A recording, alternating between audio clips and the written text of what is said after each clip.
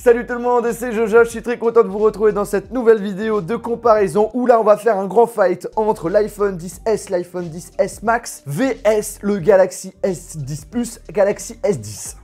Ça fait pas mal de smartphones. Ce sont des smartphones juste excellents que j'apprécie beaucoup, chacun des défauts et des qualités. Et le but de cette vidéo, c'est tout simplement de vous aider si vous hésitez à acheter l'un de ces smartphones. Avant toute chose, je tiens à remercier Igral d'avoir sponsorisé cette vidéo. Si vous avez l'habitude d'acheter sur internet, je vous invite à utiliser ce site application totalement gratuit qui regroupe tous les bons plans, codes de réduction, offres spéciales de plus de 1600 marchands comme Amazon, Darty, Boulanger, SNCF et même les opérateurs mobiles. De toute façon, le mieux c'est d'installer leur extension qui détecte automatiquement les sites partenaires pendant votre navigation. Et en fait, ils vous remboursent une partie de votre achat sous forme de carte cadeau, virement bancaire ou même PayPal. Il faut juste accumuler au minimum 20 €, ce qui peut être assez rapide si vous avez l'intention prochainement d'acheter un smartphone. Je vous laisse jeter un coup d'œil sur leur site internet, il y aura le lien dans la description. Et sachez que c'est un lien qui vous offre dès le début 10 € au lieu de 3 €. Bref, c'est gratuit, ça vous permet de faire des économies, c'est cool. On commence tout d'abord avec un critère très important, l'esthétique. Et ça tombe bien que ce soit un Galaxy S10, un S10 Plus, un iPhone XS, un iPhone XS Max,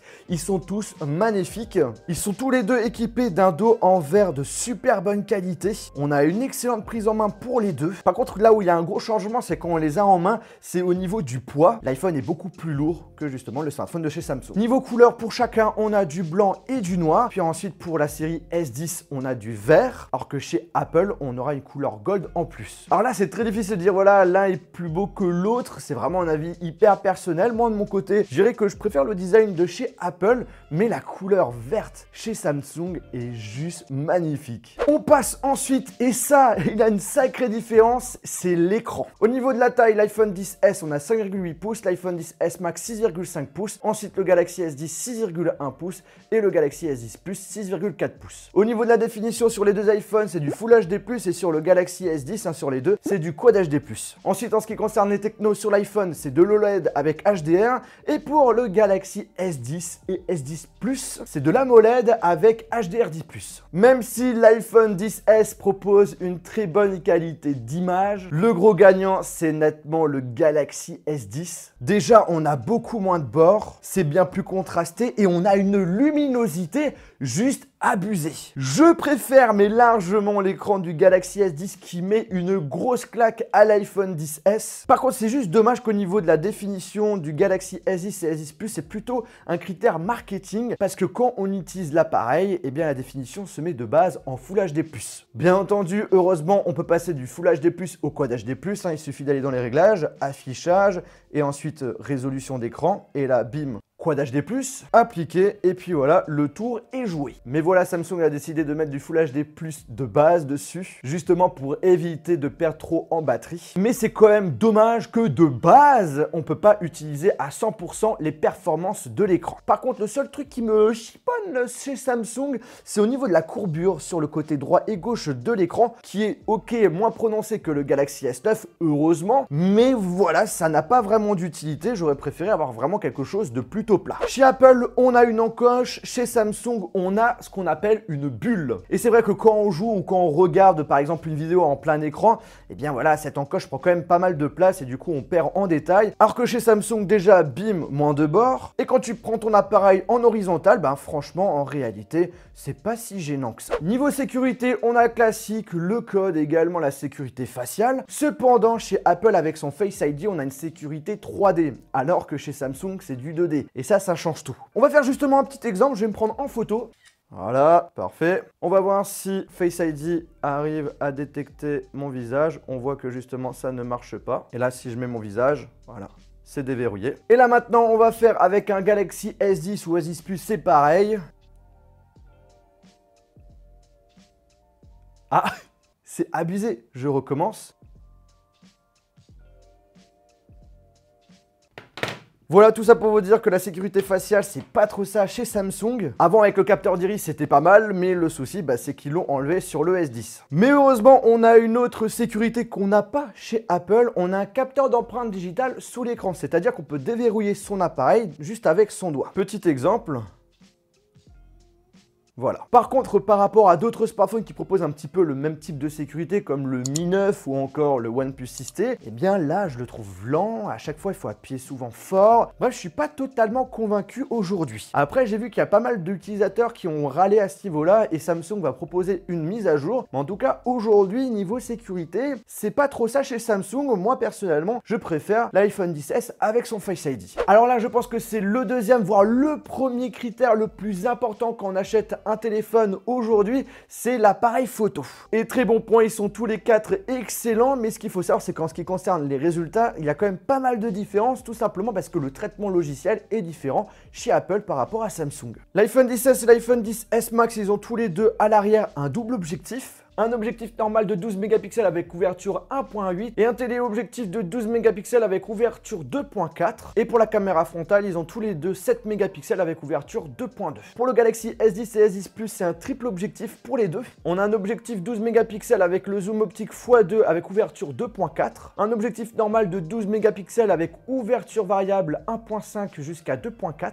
Et ensuite, on a un 16 mégapixels grand angle avec ouverture 2.2 qui vous permet de faire des photos avec un angle de 123 degrés. Pour la caméra frontale, ils sont tous les deux équipés d'un objectif de 10 mégapixels avec ouverture 1.9 et pour le Galaxy S10 Plus, il y a en fait un deuxième objectif de 8 mégapixels avec ouverture 2.2. Pour la partie photo, je vous ai laissé donner votre avis sur Twitter et globalement, votre préférence est tournée sur le Galaxy S10, que ce soit pour la caméra frontale, la caméra normale, le zoom optique x2 et quelle que soit la situation en plein jour, en faible luminosité ou durant la nuit. J'ai fait également l'analyse notamment avec Scud sur Instagram et en gros, pour faire simple, la gestion du bruit, le contraste et les couleurs sont bien meilleurs sur le Galaxy S10. Les photos aussi en basse lumière sont bien exposées et du coup, le Galaxy S10 sera beaucoup plus apprécié chez les utilisateurs. Après, gros plus sur le smartphone de chez Samsung, on peut faire des photos avec un grand angle. Et ça, franchement, c'est vachement pratique, surtout lorsque vous voulez faire des photos et que vous êtes dans un endroit étroit. En ce qui concerne le mode portrait pour la caméra arrière, je trouve le Galaxy S10 bien meilleur. Il arrive beaucoup plus facilement à détourer le visage et même des objets. En général, il fait du sans faute. Pour la caméra frontale, par contre, là, le Galaxy S10 propose un détourage juste horrible, surtout au niveau des cheveux, alors que l'iPhone XS se débrouille mieux. Mais par contre, voilà, c'est pas excellent, il manque tout de même pas mal de détails. Cependant, avec le Galaxy S10 Plus, vu qu'on a un double objectif qui est prévu pour l'effet bokeh, et bien là, on voit une sacrée différence. On a un rendu beaucoup plus net sur le détourage. Il est vraiment énorme. Petit test au niveau de la caméra frontale. Là, ce qu'il faut savoir, c'est que je filme carrément en 4K chez Samsung. Chez Apple, c'est max du Full HD. On va tourner un petit peu. Ouais, c'est abusé. Regardez-moi la différence. Après, ce qu'il faut savoir, c'est que là, je marche, mais en contre-jour. Et j'ai bien l'impression que chez Samsung, c'est beaucoup mieux géré. Là, en ce qui concerne la stabilisation, qu'est-ce que vous en pensez? Et en ce qui concerne la qualité de son, vous préférez quoi? Celle de chez Apple ou celle de chez Samsung? Voilà, hâte de voir ça sur ordinateur, ce que ça va donner. Je vous laisse me mettre en commentaire ce que vous en pensez. En ce qui concerne la vidéo, tous les deux sont capables de filmer en 4K 60 fps. Ils n'ont pas de stabilisation à ce niveau et je trouve que le S10 est meilleur. À partir de 4K 30 fps, là par contre, tous les deux sont stabilisés et je trouve que ça commence à être assez difficile à remarquer vraiment des gros changements entre les deux.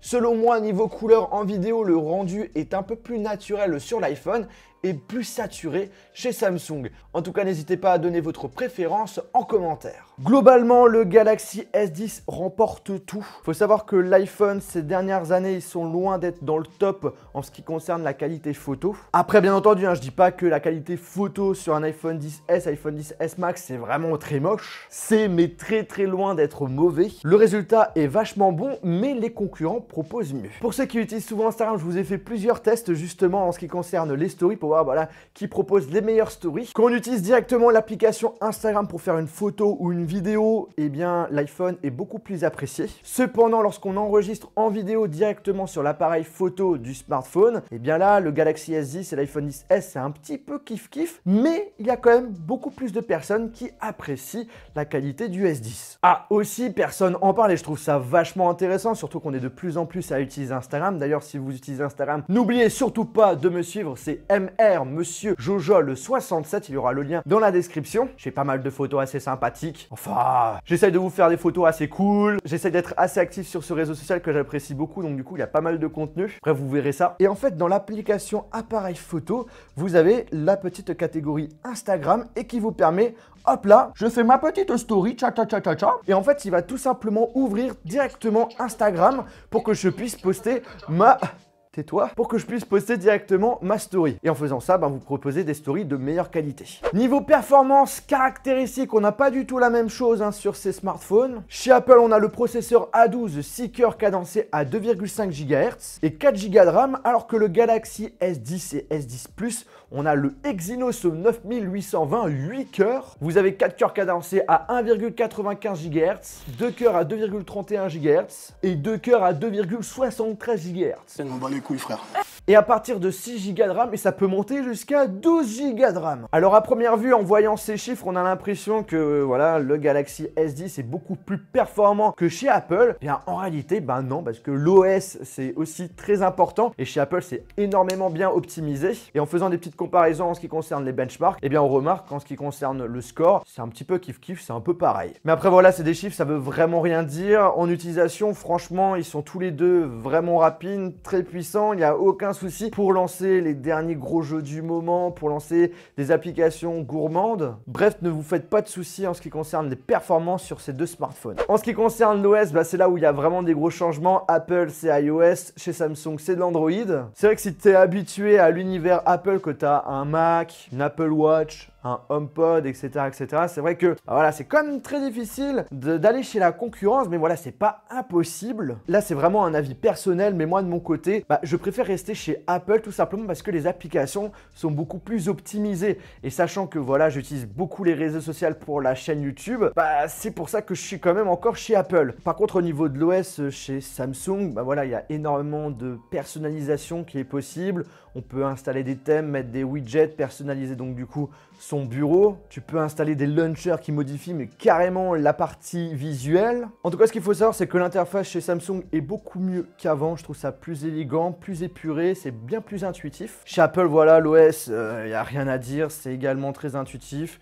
Il n'y a pas énormément de possibilités parce que le but, c'est d'avoir un appareil vraiment ultra simple. Chez Apple, on n'a plus de bouton Home, du coup, pour quitter une application, pour afficher le multitâche, ça se passe avec les gestes. Chez Samsung, on a toujours les petits boutons virtuels pour afficher le multitâche, le bouton retour et également le bouton Home, mais ils ont aussi proposé une fonctionnalité geste qui est plutôt pas mal également. On a tout simplement les boutons qui sont remplacés par des traits à chaque fois, et pour activer la fonctionnalité, il suffit tout simplement de swiper. Par contre, il y a un truc chez Apple que je kiffe, c'est la possibilité justement de changer d'application hyper rapidement, et justement on l'a également sur le Galaxy S10 où il faut tout simplement laisser appuyer dessus et aller à droite et à gauche quoi. Il est un petit peu plus simple chez Apple, mais on l'a quand même chez Samsung. Pour la partie son, ils sont tous les deux excellents pour chacun. Voilà, c'est un son stéréo. Juger la qualité de son, c'est vraiment très subjectif. Je dirais que l'iPhone XS est meilleur, mais sans être trop loin par rapport au Galaxy S10. Là où je trouve qu'il est plus intéressant chez Apple, c'est le fait qu'on a plus de basse et un son encore plus clair quand le volume est à fond. Niveau autonomie, encore une fois, c'est très difficile de dire l'un est meilleur que l'autre, parce que voilà, ma façon d'utiliser un smartphone change en général tous les jours. Je pars en voyage, quelquefois, voilà, je suis à la maison.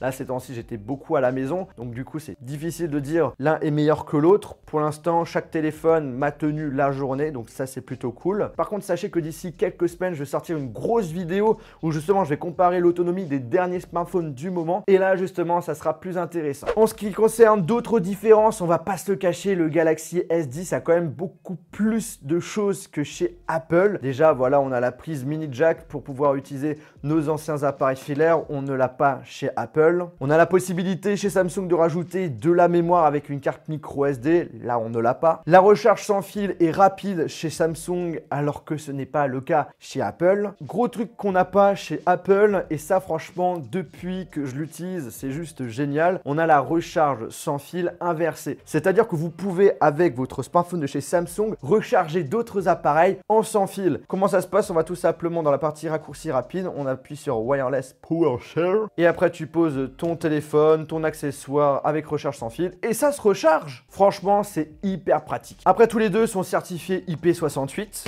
donc pas de différence à ce niveau-là. On a la possibilité de mettre 2 cartes SIM. Cependant, chez Apple, c'est une carte SIM physique et une carte SIM eSIM, donc virtuelle. Et eSIM, aujourd'hui, en France, on n'en a pas vraiment l'utilité, ce qui est dommage. Au niveau du prix, l'iPhone XS est à partir de 1155 €, l'iPhone XS Max à partir de 1255 €, le Galaxy S10 à partir de 909 € et le S10 Plus à partir de 1009 €. Bref, là, il n'y a pas photo. Au niveau du prix, le Galaxy S10 est beaucoup moins cher que chez Apple. En plus, son prix va être baissé d'ici quelques semaines. On a aussi des offres intéressantes qui vont arriver. Donc voilà, c'est vrai que aujourd'hui, c'est plus avantageux d'acheter un Galaxy S10 en termes de prix. Et chez Apple, niveau réduction, voilà, c'est nada. Mais après, c'est une bonne chose dans le sens où votre produit Apple va garder de la valeur. Quand vous allez vendre votre iPhone en occasion, vous allez perdre beaucoup moins d'argent que si vous allez revendre votre Galaxy S10.